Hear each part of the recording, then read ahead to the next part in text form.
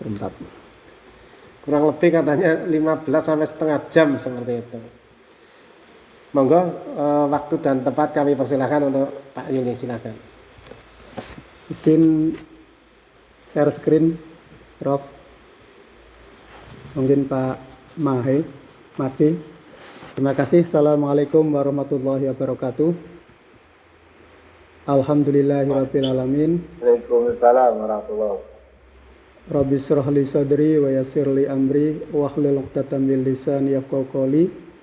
Allahumma ahrijna min dulumatil wahmi wa akrimna binuril fahmi wa aftah alaina bi ma'rifatil ilmi. Terima kasih atas waktunya.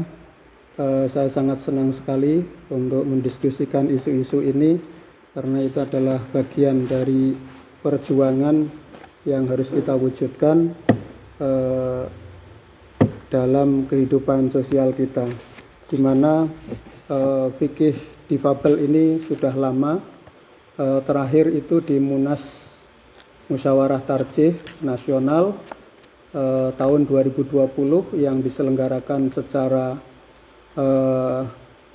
daring dan online ya, secara luring dan daring dari Gresik dan dari Jogja waktu itu. Sehingga ini menjadi satu catatan bagi kita bagaimana advokasi hak-hak penyandang disabilitas atau istilah tadi sudah disampaikan oleh Prof. Farhani, Muhammadiyah memilih lebih enjoy, lebih mantap dengan istilah difabel, karena sejatinya semua manusia itu adalah sama. Yang membedakan adalah ada kekhususan tersendiri dari masing-masing penyandang disabilitas, sehingga itu perlu dihargai, perlu diwujudkan dalam kehidupan sehari-hari. Jadi hak dalam Islam itu adalah sesuatu yang secara kodrati melekat dalam setiap diri seseorang, yang tidak bisa lepas dari itu, bahwa sekelompok orang atas sesuatu bisa berupa benda, status, kewenangan, atau lain-lainnya yang tidak bisa disangkal bahkan oleh pribadi yang bersangkutan.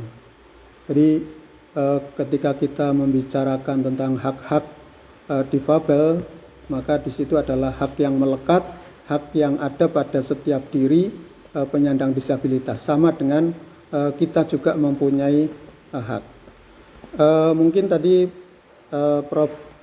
Farhani lebih banyak menyampaikan hal-hal yang terkait dengan kajian fikih dan hubungannya dengan konteks keindonesiaan atau yang fikih difabelnya Muhammadiyah. Barangkali saya mengambil yang di advokasinya ataupun sedikit yang terkait dengan hal-hal yang barangkali di lapangan. Sekalipun kita berangkat dari fikih difabel dan Undang-Undang Nomor 8 Tahun 2016. Maka hak di satu pihak selalu meniscayakan kewajiban untuk memenuhinya. Pada pihak lain, hak dan kewajiban itu ibarat dua sisi mata uang. Tidak ada hak tanpa kewajiban dan sebaliknya. Maka dalam perspektif agama, tema utamanya adalah pada kewajiban, yang tidak lain adalah kewajiban kita untuk memenuhi hak orang lain. Nah, ini yang mungkin tadi disampaikan di sektor informal banyak yang belum tercover dari hak-hak penyandang disabilitas. Nanti ada beberapa hak-hak disabilitas yang perlu kita elaborasi sejauh mana implementasinya di dalam masyarakat ataupun perda itu diimplementasikan, atau tadi di kalangan kita sendiri di AUM atau Amal Usaha Muhammadiyah itu apakah sudah mengakomodir, apakah sudah mengimplementasikan fikih difabel ini di dalam rumah-rumah ibadah atau tempat-tempat ibadah kita yang kita miliki. Maka hak dalam Islam adalah konsep yang terbagi menjadi dua kategori, hak Allah atas manusia dan hak manusia atas Allah dan atas manusia.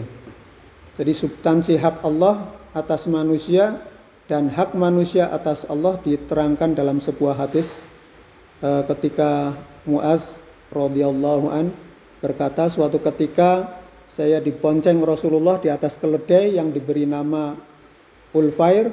Rasulullah bertanya, Muaz, tahukah engkau apa hak Allah atas hambanya dan apa hak hamba manusia atas Allah? Allah dan Rasulnya lebih tahu, jawab Muaz. Rasul pun berkata, hak Allah atas hamba manusia adalah menyembahnya dan tidak menyekutukannya, sementara hak hamba manusia atas Allah adalah tidak menyiksanya selama manusia tidak menyekutukannya. Muaz bertanya, bolehkah aku beritahukan hal ini kepada orang lain? Jangan, nanti mereka keras kepala, jawab Rasulullah. Nah, ini menggambarkan bahwa hak dalam Islam ini hak Allah atas manusia dan hak manusia atas Allah dan atas manusia. Maka hak manusia atas tanggung jawabnya sesama, ini hak manusia individu atas tanggung jawab dirinya sendiri. Jadi kita mempunyai tanggung jawab sendiri untuk melakukan yang terbaik, ahsanu amalah dalam amaliyah kita, termasuk di dalam muamalah kita sesama manusia. Hak manusia individu atas tanggung jawab individu lain.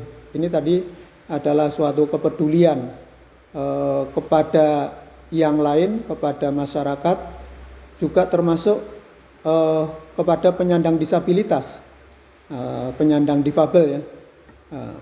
Hak manusia individu atas tanggung jawab masyarakat, ini yang konteksnya lebih luas, yang di sini butuh political will ya, karena istilahnya tadi untuk menyediakan tempat yang nyaman, akses tempat ibadah kita,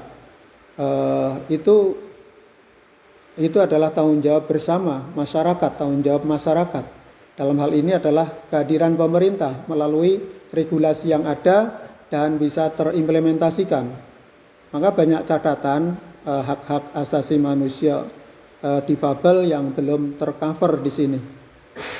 Kemudian hak masyarakat atas tanggung jawab individu, kemudian hak masyarakat atas tanggung jawab masyarakat yang lain. Ini lebih luas. Maka para ulama sepakat bahwa dalam hak Allah tidak dengan sendirinya ada hak manusia, tapi dalam manusia selalu ada hak Allah di dalamnya. Contohnya ya tadi kepedulian kita terhadap penyandang disabilitas. Maka pemenuhan hak manusia sekaligus pemenuhan hak Allah. Sebaliknya, pengingkaran hak manusia sekaligus bermakna pelecehan atas hak Allah. Jadi di dalam hak-hak penyandang disabilitas di situ tercermin hak Allah. Pemenuhan hak-hak Allah oleh manusia dengan beribadah dan berdoa. Nah, ini ikhtiar ya. Kita beribadah dan berikhtiar dan berdoa. Dikenal kesolehan ritual atau simbolik atau personal. Ya, ini kesolehan personal.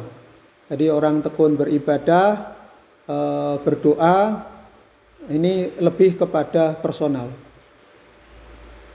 Sementara pemenuhan hak sesama baik dengan sikap, ucapan, dan perbuatan disebut kesolehan aktual atau substantif dan sosial. Islam tidak membedakan keduanya karena memenuhi hak-hak sesama manusia adalah perintah Allah. Kesolehan ritual dan ibadah memenuhi hak Allah baru dinilai sejati apabila ditopang secara konsisten dengan kesolehan sosial dengan memenuhi hak-hak sesama. Inilah barangkali yang menjadi landasan teologi Al-Ma'un, yang menjadi inspirasi dari gerakan advokasi hak-hak penyandang disabilitas. Karena di situ hak Allah ada di dalam hak penyandang disabilitas, di mana kalau masyarakat itu memfasilitasi atau peduli, care terhadap penyandang disabilitas, maka kita tidak akan menghina atau mendiskriminasi. Jadi kalau ada ungkapan la tahtakir man dunaka falikulli syai'in mazizah. Janganlah kalian menghina orang lain, karena belum tentu orang yang dihina itu lebih rendah martabatnya. Justru biasanya adalah lebih mulia. Makanya secara akhlak, secara etika dan moral kita diharap untuk melakukan diskriminasi terhadap eksistensi keberadaan orang lain. Peserta webinar yang kami hormati, maka kemaslahatan untuk manusia. Nah, Islam mengajarkan dan menempatkan manusia pada posisi yang sangat tinggi. Hak al-karomah itu dan hak fadilah, di mana misi Rasulullah adalah rahmatan lil alamin, di mana keselamatan, kemaslahatan, kesejahteraan merupakan tawaran untuk seluruh umat manusia dan alam semesta. Maka pengejawantahan misi tersebut disebut usulul khams atau 5 prinsip dasar yang melingkupi hifdzuddin, menjaga agama, hifdzul nafas, menjaga jiwa, hifdzul ird atau jiwa atau martabat, hifdzul akal, menjaga akal, sehingga segala sesuatu yang merusak akal pikiran manusia harus dihindari, harus dicegah, harus diminimalisir. Hifdzun nasl, menjaga keturunan ataupun generasi yang akan datang, dan hifdzul mal, menjaga harta. Termasuk juga adalah menjaga saudara-saudara kita yang mempunyai keterbatasan fisik ataupun mempunyai kebutuhan khusus untuk bisa setara, untuk bisa sama bersama kita. Nah, di dalam Undang-Undang Nomor 8 Tahun 2016 tentang penyandang disabilitas, ini istilah yang berbeda ya. Tadi sudah dijelaskan oleh Prof. Farhani mengapa Muhammadiyah mengambil penyandang difabel atau fikih difabel. Jadi negara itu menjamin kelangsungan hidup warga negara Indonesia, termasuk juga penyandang disabilitas atau penyandang difabel, baik itu karena kondisi rentan. Jadi difabel itu adalah kelompok masyarakat yang dinilai ini mempunyai kerentanan. Tadi kerentanan fisiknya ya, rentan, kemudian terbelakang, lebih banyak, kemudian mengalami kemiskinan.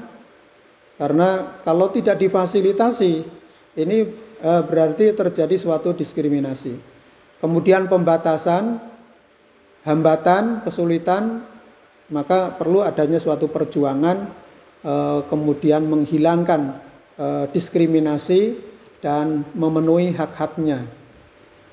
Nah, di dalam undang-undang ini menjamin pelaksanaan hak, terutama adalah kesamaan dalam berbagai kesempatan, kemudian menuju kepada kehidupan yang sejahtera, mandiri, dan tanpa diskriminasi. Nah, selain itu bahwa Undang-Undang nomor 4 ya, ini bukan nomor 7 ya. Ini Undang-Undang nomor 4 tahun 97. Ini tadi istilahnya penyandang cacat. Ini sudah tidak sesuai dengan paradigma kebutuhan penyandang disabilitas. Maka yang kita pilih adalah difabel, ini lebih care, lebih manusiawi dan menjaga martabatnya. Nah, berdasarkan ini maka ada perubahan untuk merubah dari Undang-Undang nomor 4 tahun 97 menjadi Undang-Undang nomor 8 tahun 2016, yang dimana tadi juga sudah disampaikan oleh Pak Prof. Farhani, setiap orang yang mengalami keterbatasan fisik, intelektual, mental, dan atau sensorik dalam jangka waktu yang lama dalam berinteraksi dengan lingkungan dapat mengalami hambatan dan kesulitan untuk berpartisipasi secara penuh dan efektif dengan warga negara lain berdasarkan kesamaan hak. Ini saya kira banyak barier ya, banyak hambatan yang dihadapi oleh penyandang disabilitas, terutama di akses publik ya. Sebenarnya ya sudah ada undang-undang tentang universal design ya, di mana dalam bangunan-bangunan yang didesain ataupun yang dilaksanakan mestinya mengacu di itu. Dan kita di Amal Usaha Muhammadiyah juga belum mengimplementasikan ini sepenuhnya. Bahkan mungkin masjid-masjid kita di PDM Wonogiri, masjidnya itu di lantai 2. Dan kami juga sudah mengusulkan dulu sebenarnya waktu pembangunan ini warga kita itu tidak semuanya muda. Lama-kelamaan itu generasi kita itu semakin tua, maka akan menjadi difabel itu. Jadi keterbatasan mungkin naik tangga yang rengket, yang tinggi itu akan berpengaruh terhadap sendi-sendi di tulang kita di kaki itu. Nah, maka ini adalah hambatan. Kalau mereka bisa mau ke masjid kok hambatannya itu, diantaranya itu ya, kalau mungkin akses untuk kursi roda dan lain-lain. Belum nanti yang penyandang disabilitas yang lain ya, sensor atau tadi yang low vision, tidak bisa melihat dalam jangka jarak yang ideal, ini butuh sekali akses untuk bisa sampai di tempat ibadah dengan baik. Sehingga mengakomodasi itu adalah menjadi tadi kewajiban kita sebenarnya, kewajiban insani yang di situ adalah memang ada hak Allah. Maka inilah yang perlu kita wujudkan. Nah, ini ragam penyandang disabilitas tadi saya kira sudah disampaikan, fisik, intelektual, mental, dan sensorik. Nah, ini adalah kalau di dalam undang-undang ini ada 22 hak penyandang disabilitas atau penyandang difabel. Yang pertama adalah hak hidup, ya sama dengan kita ya. Hak bebas dari stigma. Jadi mungkin kita tidak sadar ya ketika ada di lingkungan kita, saudara kita, ataupun mungkin tetangga kita, atau di mana saja, lihat ada orang yang mungkin punya perbedaan fisik dengan kita, maka kita tidak boleh menjudge ataupun mengolok-olok dengan kata-kata ataupun dengan sindiran. Nah, ini tidak direkomendasikan. Kemudian hak privasi, ada hak-hak yang bisa dimiliki oleh difabel dalam hal keprivasian atau kerahasiaan pribadi yang harus dihindari. Maka ketika mau membantu penyandang disabilitas juga harus minta izin. Itu etikanya kita harus meminta izin, tidak langsung megang badannya, itu nanti reaksi, dia merasa tidak nyaman. Karena mereka punya harkat dan martabat. Makanya kita harus komunikatif. Kalau biasanya kita memandang bahwa ini kasihan, tapi bagi mereka bukan, ini adalah suatu harga diri. Dia harus bisa melaksanakan. Makanya kita harus hati-hati di dalam berkomunikasi ataupun ketika memberikan bantuan. Kemudian keadilan dan perlindungan hukum. Kalau di dalam perlindungan hukum ini sekarang sudah ada beberapa regulasi terkait dengan akomodasi yang layak di dalam peradilan, pengadilan. Itu regulasinya baik itu di pengadilan sendiri, di kejaksaan, di kepolisian, atau untuk di tingkat lawyer, ya para pendamping atau para legal. Ini sudah ada aturan ataupun panduan yang bisa kita lakukan. Hanya saja memang aparat penegak hukum kita ini kurang tadi perspektif terhadap penyandang disabilitas, sehingga ketika menangani ini tidak tadi, biasanya kita butuh penerjemah gitu ya, kemudian butuh psikolog, butuh pendamping yang bisa, atau mungkin kalau tidak punya bahasa isyarat, biasanya kalau korban ataupun pelaku penyandang disabilitas tidak berpendidikan, maka dia biasanya pakai bahasa ibunya ataupun mungkin komunikasinya dengan bahasa ibunya. Kecuali kalau memang sudah mengikuti pendidikan, ada standar bahasa yang dia miliki. Maka di situ perlu di dalam kaitannya perlindungan ini dilakukan. Kemudian di bidang pendidikan, ini pendidikan inklusi, kemudian pendidikan untuk sekolah SLB ya, sekolah luar biasa dan lain-lain, itu adalah memang untuk kita wujudkan. Tapi kalau Aum Muhammadiyah ini bisa menyelenggarakan pendidikan inklusi itu akan lebih baik, karena itu adalah mandat dari fikih difabel untuk bisa memperbaiki, untuk bisa memperdomani di dalam memberikan layanan. Nah ini untuk mengatasi kemiskinan jelas difabel harus bekerja.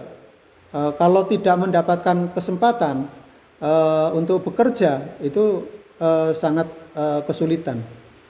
Maka pekerjaan, kewirausahaan dan koperasi ini diberikan tempat seluas-luasnya.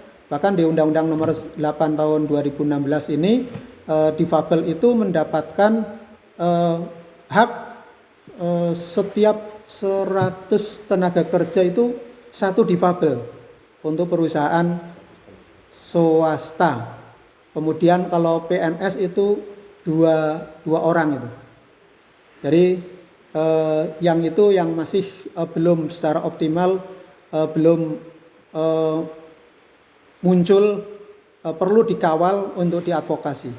Dalam bidang kesehatan tentu ini menjadi ranah majelis kesehatan ya, memberikan layanan terhadap kesehatan kita. Kemudian di bidang politik, hak politik baik itu menjadi pemilih maupun dipilih, menjadi caleg, ini ya kita juga punya pengalaman difabel seperti Presiden Gus Dur, ini juga difabel. Ini secara hak politik itu diakomodir. Nah ini barangkali yang banyak dibicarakan di dalam fikih difabel ini adalah hak keagamaan.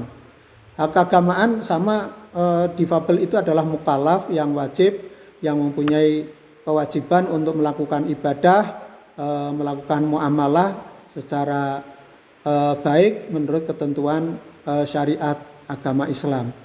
Nah, maka akomodasinya atau advokasinya adalah tempat-tempat ibadah yang akses. Paling tidak kalau tadi digambarkan Abdullah bin Ummu Maktum untuk menjadi muadzin yang memanggil, yang dulunya adalah ketika ditanya apakah ada rukhsah ataupun ada keringanan bagi difabel untuk tidak memenuhi panggilan adzan, tapi ternyata disamakan dengan semuanya. Selama masih bisa mendengar, ya kewajiban untuk menunaikan ibadah di berjamaah itu adalah menjadi kewajiban setiap orang. Nah ini bidang keolahragaan, kebudayaan, pariwisata, saya kira perlu juga pariwisata yang inklusif, karena pada dasarnya difabel maupun tidak itu sama dengan kita ya. Kalau kita itu butuh refreshing atau healing, maka difabel juga butuh healing juga sama dengan kita. Maka mengakomodasi pariwisata atau kebudayaan yang inklusif ini menjadi semangat yang harus kita wujudkan. Nah, kemudian hak yang berikutnya ini adalah hak kesejahteraan sosial, aksesibilitas, pelayanan publik, perlindungan dari bencana, habilitasi dan rehabilitasi, kemudian konsesi ya. Jadi konsesi adalah contohnya mungkin dapat potongan-potongan harga, atau mungkin bahkan naik kereta api gratis, atau naik di Wonogiri ada Trans Jateng, nah, itu ada potongan harganya untuk difabel. Ini adalah dalam rangka untuk memenuhi haknya. Kemudian hak untuk hidup secara mandiri dilibatkan dalam masyarakat. Maka kemarin Wonogiri juga menyelenggarakan musrenbang di tingkat kabupaten, ia juga menghadirkan itu. Dan kebetulan saya juga hadir, saya juga memberikan kritik terhadap pemerintah, terutama adalah barangkali ini terkait dengan perda difabel ya. Di Wonogiri perda difabelnya itu terbit nomor 8 tahun 2013. Padahal undang-undang kita, ini undang-undang yang kita tampilkan ini adalah undang-undang nomor 8 tahun 2016. Berarti sudah tertinggal ini. Istilahnya saja pakai penyandang cacat tadi. Nah, sementara kita sudah pakai penyandang disabilitas dan difabel. Ini harus ada akomodasi, harus ada penyesuaian. Barangkali mungkin teman-teman di Majelis Hukum dan HAM di berbagai daerah coba kita review kembali. Apakah ada perda-perda kita yang belum akomodatif?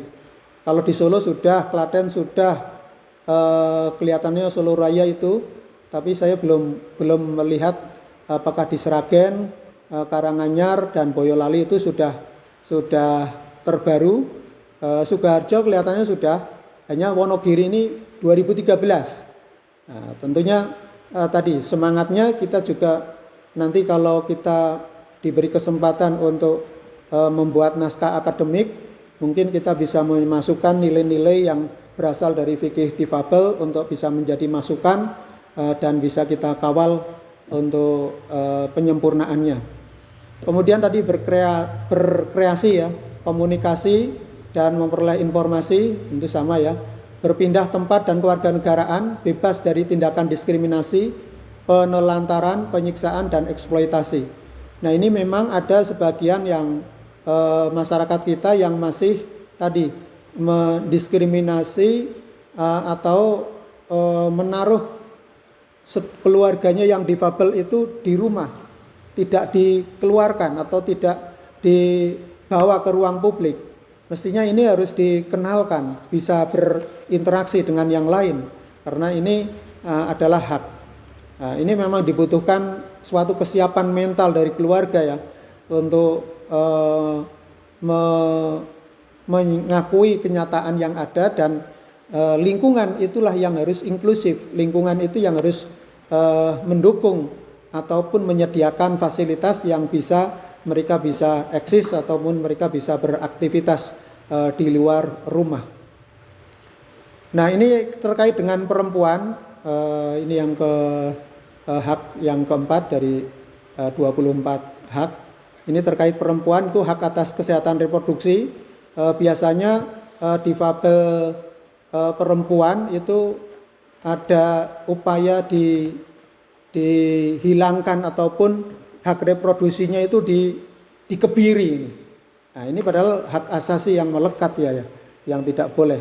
Perempuan juga difabel itu juga bisa menikah, mempunyai keluarga, anak, dan berdasarkan beberapa riset memang tidak selamanya difabel itu melahirkan difabel.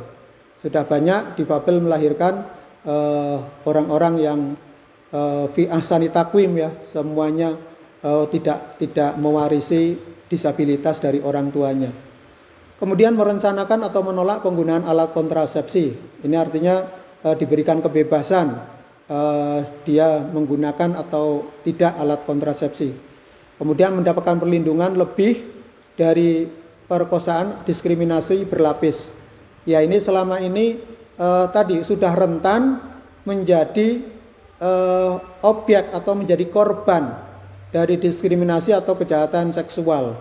Maka ini hak-hak perempuan difabel yang harus dilindungi. Untuk mendapatkan perlindungan lebih dari tindakan kekerasan, termasuk kekerasan dan eksploitasi seksual.